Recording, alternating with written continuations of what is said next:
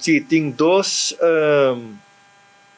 cenários que tem lugar e dia aí, pero nós opta para Jamaica cenário. Tem Jamaica cenário e tem Portugal cenário. Tour tá sucede 5 UTC time, que menta 19 local time. De Jamaica tem magnitude de 8.0 e de Portugal tem magnitude de 8.6.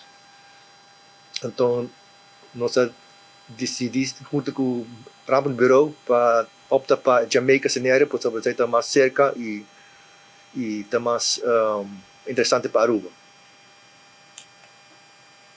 Yeah. It's betul que Jamaica cenário, betul uma estreita, tá uma sucedida de earthquake, tá, terremoto.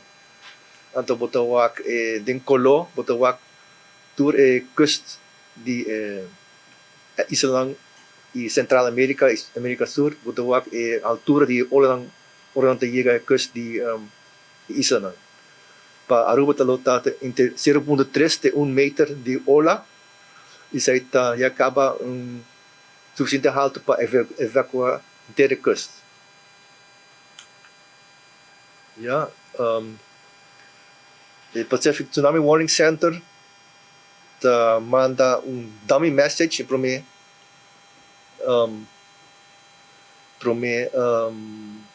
ora ela sucede earthquake, então depois também nós temos seguinte emails, pero nós de Meteo Aruba, nós temos e-mails e nós estamos preparar boletim para você, para stakeholders, para informar stakeholders.